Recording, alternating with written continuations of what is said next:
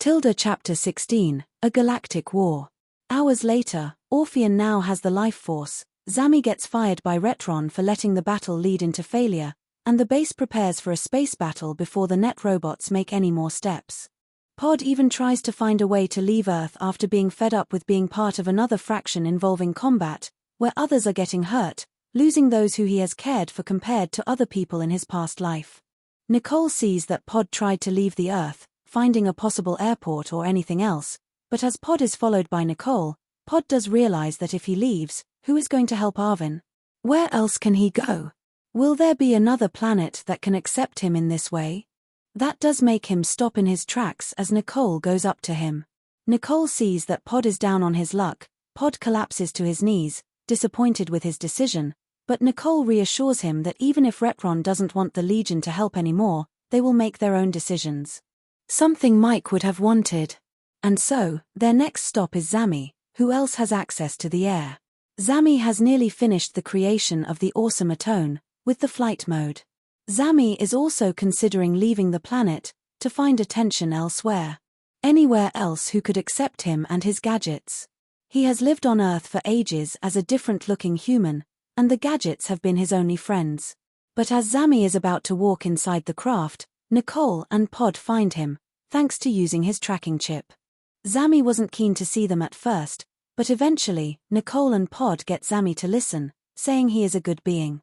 Someone who is starting to become worthy thanks to helping others, even if losing track of the original objective which still can be made up for later. Even Pod talked about how Arvin saw good in Zami such as the cool powers and gadgets, and Pod explains how Zami certainly uses more initiative compared to most newcomers. This gets Zami somewhat emotional, seeing that he is made for more. Able to please others while also seeing that he is making genuine friends which he never expected, and so, the awesome Atone gets up into the air.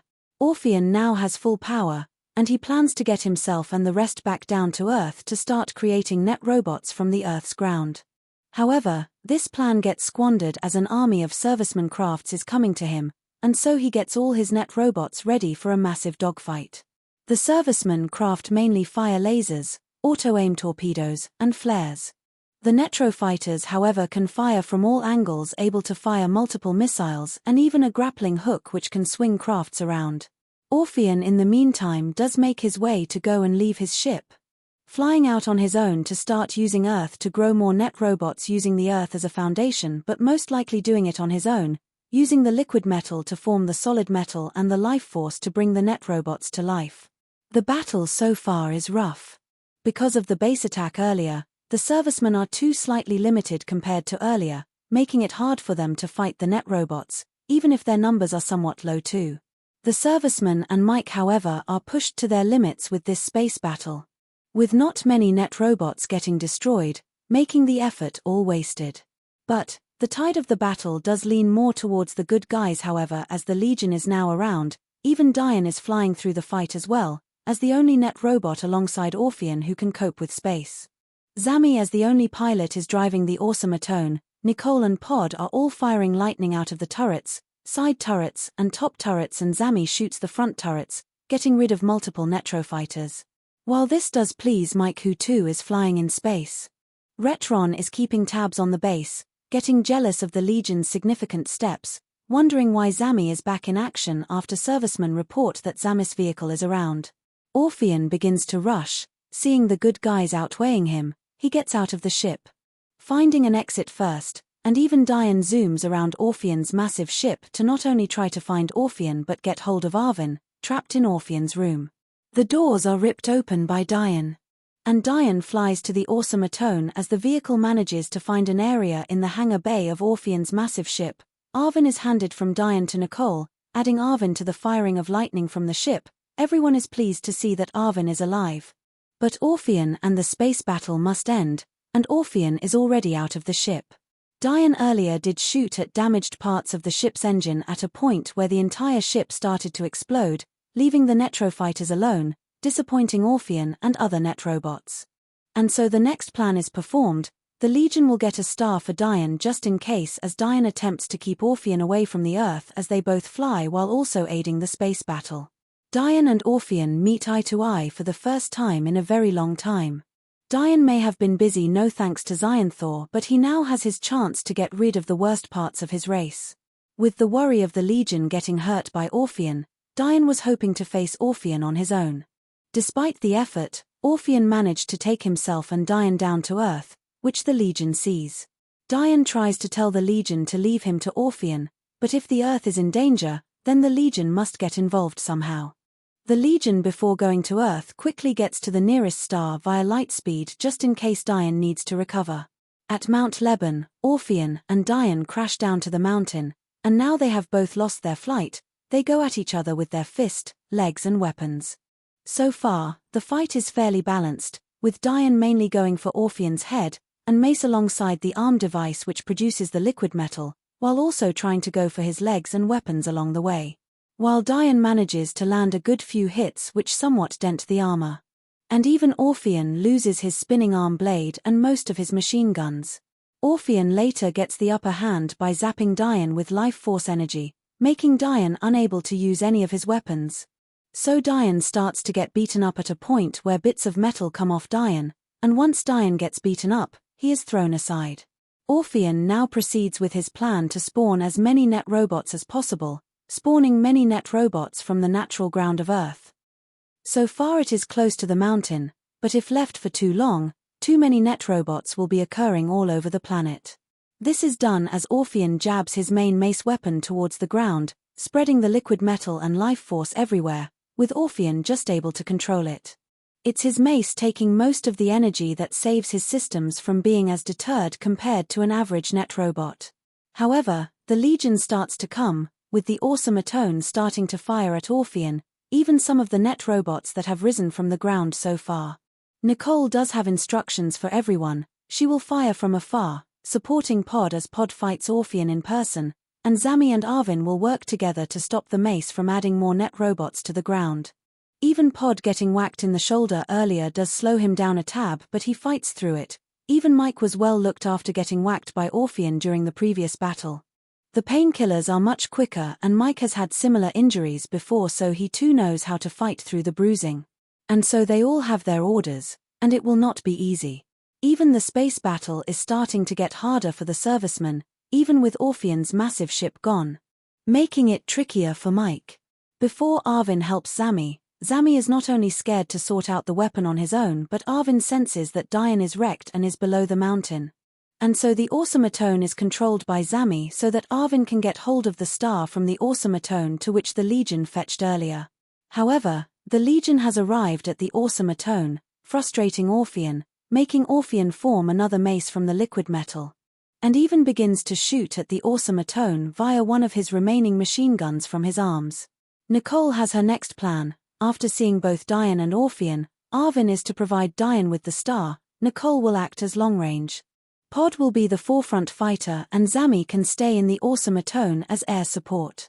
All of the members are onto it. Zami aims carefully with the awesome Atone while Pod attempts to fight Orpheon head-on, despite Orpheon being made up of metal and having way more abilities than Pod. But Nicole also starts to help as she fires her laser gun with her shield up, even firing her grenade launcher when Pod is more distant from Orpheon alongside an occasional concussion to make Orpheon disadvantaged whilst fighting by making his senses slightly glitchy.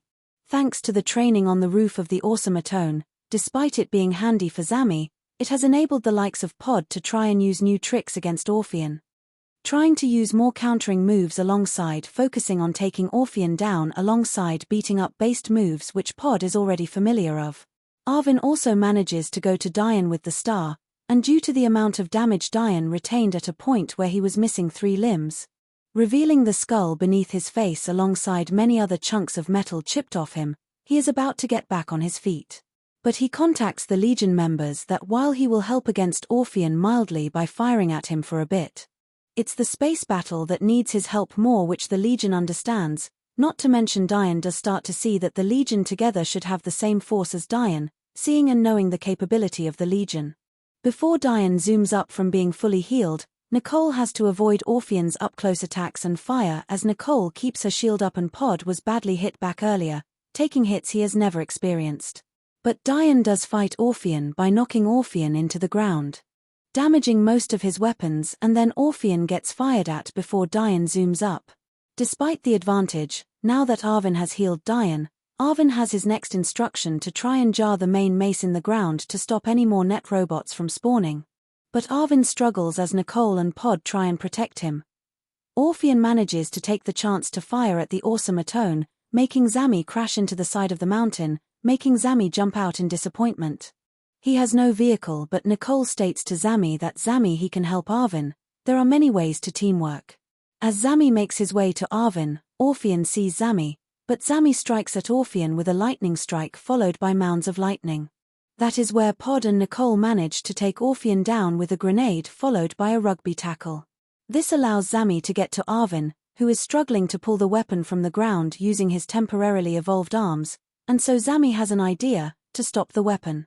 Zami zaps it constantly to stop the process. It accidentally facilitates it, but a good few hits towards the ground near the weapon should do the trick, and the weapon does slowly get more distant from the ground.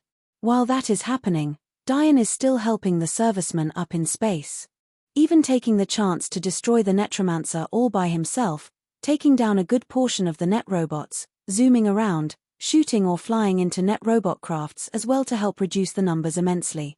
This is something which Mike is thankful for, considering both he and other servicemen have been struggling. Down at the base, Retron is overseeing the base, seeing which servicemen he can get on board once they have been helped by first aid from the previous fights. Both he and other servicemen have to stay on Earth because the net robots who are spawning from the ground start to become more able to form abilities like shooting lasers. One shoots one explosive laser which makes Retron fall off the base alongside other servicemen, making Earth nearly unsafe.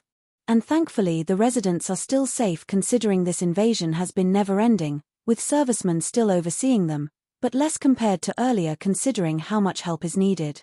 Even Mike, who has been on tabs with all the servicemen and even the Legion, is shocked to find out Retron has been shot, wondering if Retron will make it, but he is already seen by servicemen.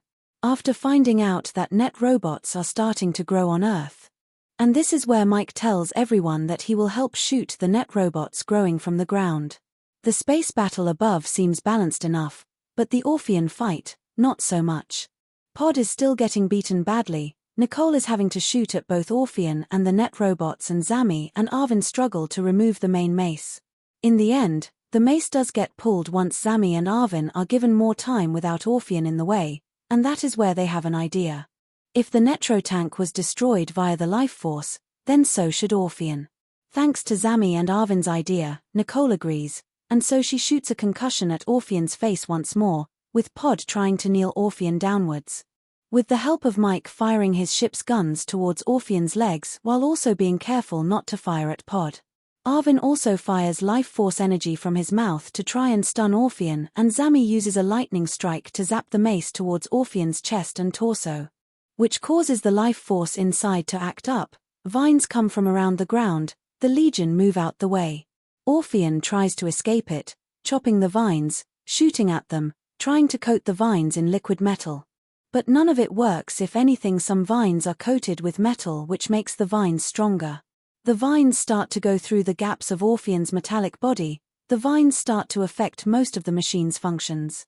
Some parts get pulled apart, but even a thick stalk starts to form, outgrowing Orpheon's body at a point where Orpheon is completely torn apart, killing him.